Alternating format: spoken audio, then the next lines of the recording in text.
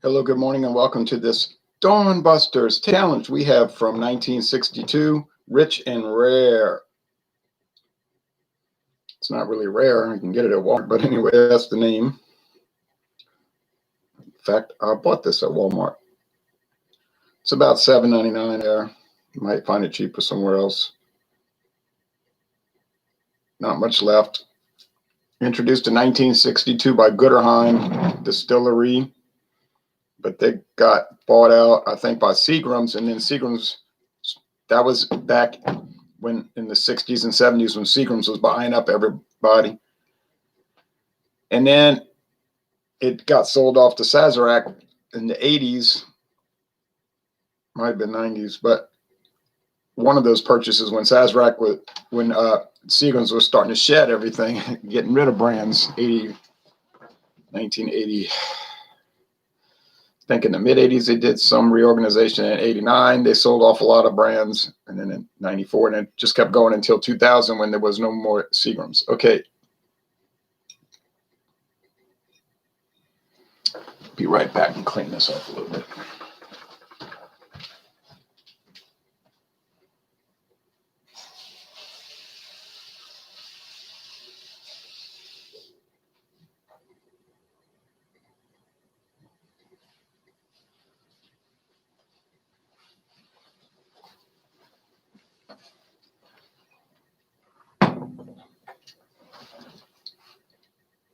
So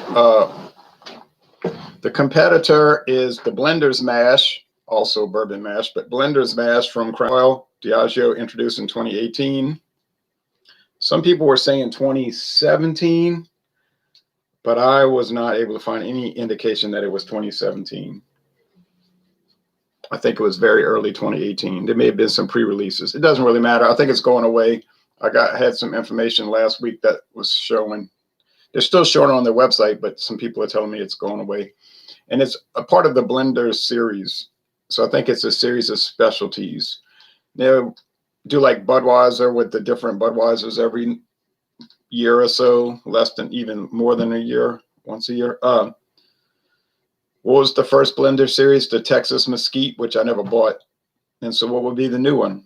Who knows? So let's check it out. CR, that glass is labeled CR. Okay, makes sense. Pour the Rich and Rare first, since it's the older one. Now, around 2010 or 2011, never could find the correct date or a definitive date, but I know it was no earlier than 2010 and no later than 2011. They came out with the Rich and Rare Reserve. What makes it different? I don't know. Maybe it's aged longer, or they use higher grade materials. It's a little bit more expensive, but sometimes you can find it for only $2 more, $9.99 for a $7.50. So some people claim it tastes as good as Crown Royal, so they can save over $10 a bottle each time. And I don't find that it's a step down really too much from Crown Royal. So I think it would be a good substitute, the Rich and Rare Reserve. But we're not talking about Crown Royal Fine Deluxe today. We're talking about Blender's Mash. Now, the Rich and Rare has R and R all in the background. So it's got this like linen color. And then there's a crown for Canada, Kingdom, Dominion of Canada. And then there's a shield R and R, a unicorn, and it's a horse. And it says Canadian whiskey with natural flavors, bottled in Frankfort, Kentucky. They say that's Buffalo Trace in Frankfort, Kentucky. Yeah, that's where it is. But they won't call it Buffalo Trace on this bottle. They'll just say bottled by Sazerac in Frankfort, Kentucky. Sazerac owns Buffalo Trace. If it's a bourbon, maybe one of the good bourbons, like maybe like Old Charter, they'll say produced at Buffalo Trace Distillery. If it's one of the cheaper bourbons like Ancient Age, they might just say produced, distilled, blended, or aged and bottled by the Age Company, Frankfort, Kentucky. But there is no Ancient Age Company. It's Buffalo Trace. So this is bottled at Buffalo Trace. The one in Canada, the Canadian Crown Royal Blender's Mash is done all the way in Canada. It's shipped over here, but it's not bottled in the U.S. So Didn't pour too much, thankfully. Sometimes it glugs out and it gets too much. So we got the amber Crown Royal Blender's Mash. Is it colored? More than likely, I don't think it would be that dark. And but it might be, because I do believe this is a combination of old bourbon barrels used in some new ones, because it has a distinct charred oak. And like I said in previous matchups, you could fool somebody with this and make them think it's bourbon. And I think that's why the government eventually changed their mind and decided they couldn't call it bourbon mash, because of them trying to be shady and sell a bourbon but not call it technically bourbon. But you can't sell bourbon unless it's made in the United States. But anyway, this is yellow gold. It said with natural flavors. It didn't say color added. They don't have to say that. They don't even have to say that for natural flavors. It's very common in Canada for the whiskeys to have natural flavors added. Well, it might just be that shade of gold, that light gold, if it's aged 3 years in a old bourbon barrel, because it's not that dark. Natural flavors like rum, brandy, even American bourbon, wine. They can use wine, and they can use any combination of these flavors. The wine has to be aged in old wood, though. It can't be wine that came out of a stainless steel tank. I don't know why they got these strict rules, but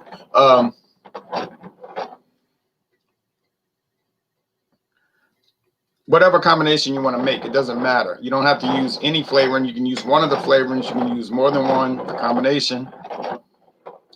It's just that it cannot go above 9.9% alcohol.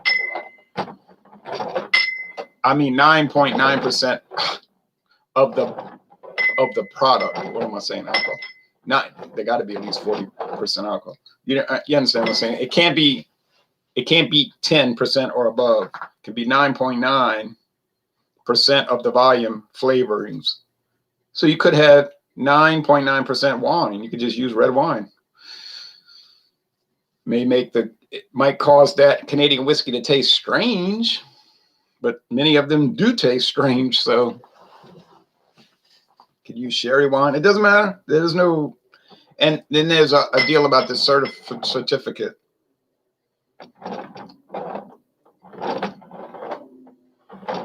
And I believe they're not allowed to go above 9.9. It's crazy. People can ask for a certificate that it didn't go above 9.9. But if they don't ask for a certificate, I think that rule is not that strict. But then I was reading articles about it, and they were saying there's no evidence anybody ever asked for a certificate, like importers, like from Malaysia or, Australia or the USA. Maybe they aren't even aware that they can ask for a certificate. Maybe they probably don't even care about a certificate, but that is a law. All right, this smells like the Rich and Rare. I'm gonna tell you right now, because it's got that pungent kind of honeycomb cereal type nose that you get with the Canadian Club. Strong sweet corn, some rye spice in the nose. Some of these Sazerac products will be a very high rye relative to other ones. It'll be almost like there's a pepper nose, a menthol, like menthol or pepper in your nose. It's strange to an extent. Well, it is strange. And that smells like Rich and Rare. Now, some people will say, oh, Rich and Rare, that's the worst stuff ever. It's horrible. My uncle used to drink this stuff. It's terrible, horrible. Oh, no. And they go on and on. It's funny. Certainly not anything great. If it's great, you think it's going to be $7.92 or $7.99 at Walmart? It won't be. But I don't agree that it's horrible. It tastes terrible. It's abrasive. I can think of some more expensive ones that are closer to that horrible, but I have never tasted a horrible Canadian whiskey. But some that are closer to that unpleasant thing. More expensive ones. Yes. Like the Heir to the Throne. That's got an abrasive quality to it. I was going to say Black Velvet, but that really isn't more expensive. $2 more. It's a little bit, but it's abrasive. All right. Anyway, let's go to this one. Okay, the bourbon mash. Blender's mash. Why do I say that? It's so obvious. It's so obvious. Charred oak, vanilla, corn, grits. It just smells like a bourbon that you would get from Kentucky or Indiana or something like that. And you say, well, yeah, that's why they call it bourbon mash, because they were aiming for that. Now they claim we weren't aiming for that. That's just one of our flavor whiskeys, and we call it the bourbon mash, one of our flavor whiskeys, and we just happen to use that. Well, maybe they're telling the truth, but it would be an incredible coincidence that they use this bourbon mash, as they call it, and it just smells and tastes like bourbon. Huh, what a bizarre turn of events.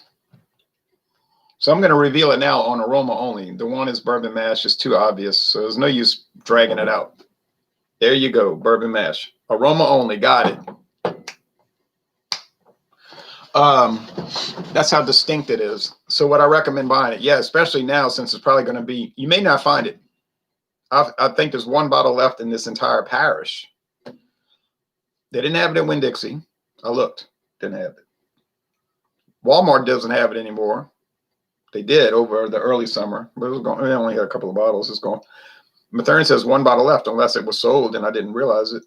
And that's it. The guy, the distributor who I saw yesterday, I didn't talk to him yesterday, but he told me Friday, it's not coming back. It's not coming back. So there you go. Now you know. He didn't say it was a failure or anything. I just think that was the plan. It was done according to plan. They didn't plan to change the name, but you know what I'm saying? They planned to put it out for a limited time and then come out with something else. The bottle doesn't say limited time only, but anyway, that's okay. The Texas Mesquite didn't indicate that either. Thought I saw a glimpse of daylight. Maybe I was mistaken. Look how dark, how crazily dark. But that's Dawnbusters. If it wasn't stinking rotten daylight savings time, it would be daylight already. Dr. John said if I hadn't got shot in the finger, I'd probably still be playing the guitar. No, he said I'd still be playing the guitar, not probably. But he did the piano, you know. Such a night. Dun, dun. All right.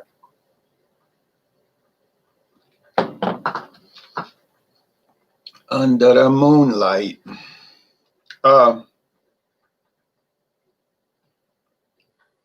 Hair was on my nose, was tickling my nose.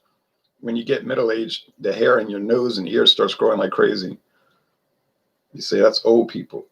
Well, I'm not old. I'm middle-aged. Now, when I turn 60, then if you say I'm old, I'll say, no argument. All right. Depends on what your parameters are. Some people say 60 is elderly, and some will say 65.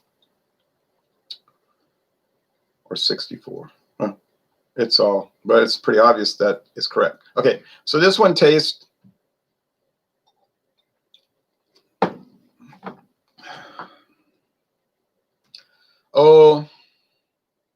kind of like rubbing alcohol. You say, oh no.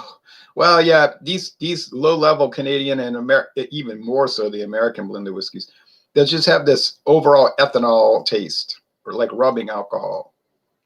But you don't drink rubbing alcohol, but you get the point. There's some rye. There is some of that, like John Anillik trademarked the name, he coined the phrase, the almond extract flavor. There's some of that here, but they didn't go overboard with it here. Now, if you get Canadian Hunter or Canadian Leaf, they went buck wild with it. But here, it's kind of subdued. There's more rye. There's more rye than the other thing. So the flavoring, maybe it tastes like they put a little dry sherry in it. If you ever taste a dry sherry, it's an unusual wine. I think it's mostly used in cocktails, something. Some people cook with it. Some people just buy it and sip on it in the evening. But dry sherry is like a polar opposite of the cream sherry, let me tell you. And this one tastes like it might have that because it is sort of dry and unusual.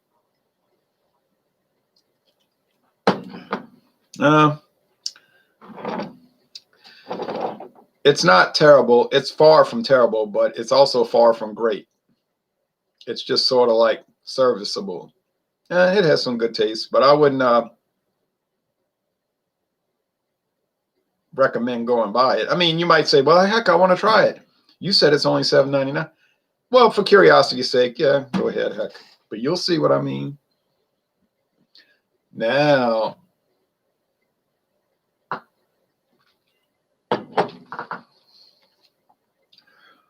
yes. The charred oak is so prominent. The charcoal, the oak, the vanilla, the corn grits, the corn bread even. Now that's the thing about bourbon I don't really like. I don't like that heavy corn taste. I eat enough grits and all that, so I know what that tastes like. And I'm not really, I don't just eat grits usually alone. I got to put some hot sauce in them, or like chunks of sausage or meat, or I'll put some cheese in it. You know, it in black pepper for sure. So to me, I don't like bourbon too much. And people say, therefore, you are not a whiskey person. You should not do videos.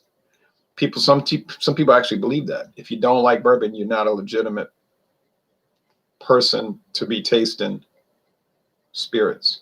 What's a preference issue? Don't you realize that? I didn't say I hated it. I just said I don't particularly like it. They're interesting to taste. They're interesting to taste and all of that.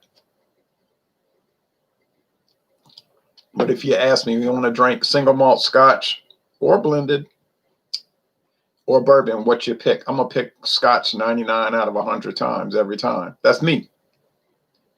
Some people are laughing out loud right now, say, dummy, dummy, dummy. I'm drinking the bourbon every time.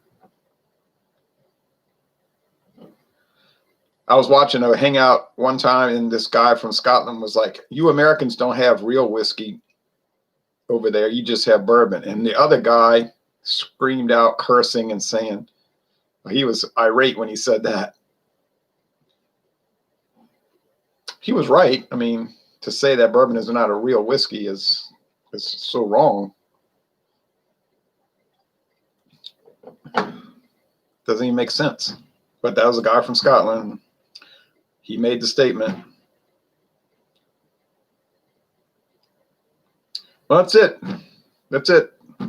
It just tastes like bourbon. I don't know what else to say. I'm not going to get it wrong. I'm never going to get it wrong. I got, what, 8 whiskeys left? Something like that. Caliber, Canadian Limited, Rich and Rare Reserve.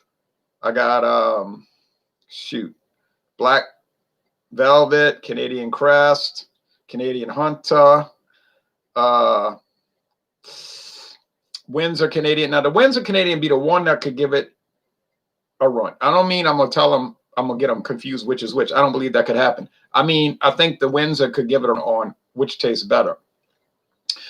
But I don't think it's going to win, but it could give it a run. You give it a run. That's from Alberta Distilleries Limited.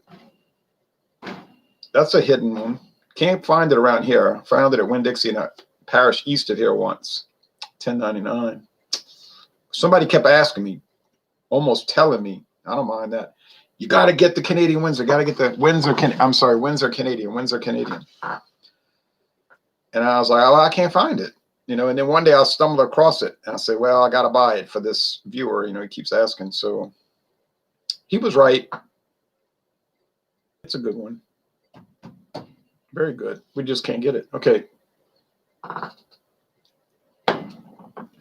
Bourbon Mash is the winner all the way. Is it worth the extra $20? Yeah.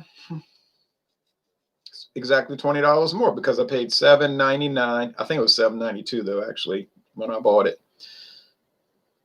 And this is $27.99. It is worth the extra $20. You say, wow, it's $20 better. I would say so, yes. Rich and Rare is inexpensive and it tastes like it.